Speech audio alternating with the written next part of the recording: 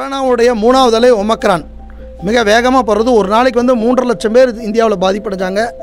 தமிழகத்துலேயும் ரொம்ப பாதிப்பாக இருந்து கடந்த மாதம் டிசம்பர் கடைசி ஜனவரி மாத தொடக்கத்தில் வந்தது ஒமிக்ரான்.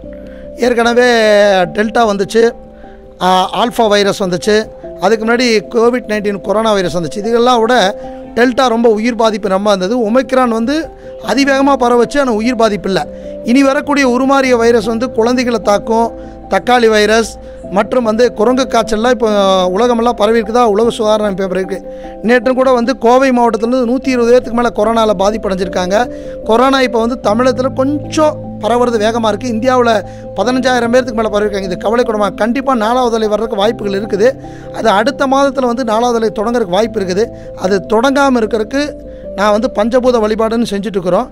அதே நேரத்தில் 4வது அலை தொடங்கினாலும் நிலவேம்பு கஷாயம் ஃபார்முலா 2 ஃபார் கொரோனா 2K அப்படிங்கிற மருந்து நான் ரெடியாக வச்சுருக்கேன். மீண்டும் ஒரு 5 லட்சம் பேருக்கு தருவதற்கு நான் முடிவு பண்ணியிருக்கேன்.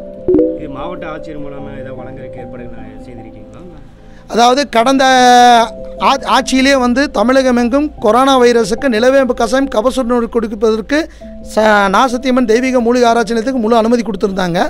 இப்போ வந்து 2வது திமுகவினுடைய ஆட்சியிலையும் வந்து கோவை மாவட்டத்துக்கெல்லாம் வந்து அனுமதி கொடுத்துருந்தாங்க. இப்பொழுது மாவட்ட ஆட்சியர் எனக்கு தனி கடிதம் 1 மாதத்துக்கு முன்னாடி அனுப்பிச்சிருக்காரு. கொரோனா பாதிக்கின்ற காலகட்டத்தில் எல்லா கிராமங்களிலுமே நிலவேம்பு கஷாயம் கபசுர குடிநீர் தருகின்ற முகாம் அமைக்க சொல்லி எனக்கு அனுமதி கொடுத்துருக்காங்க.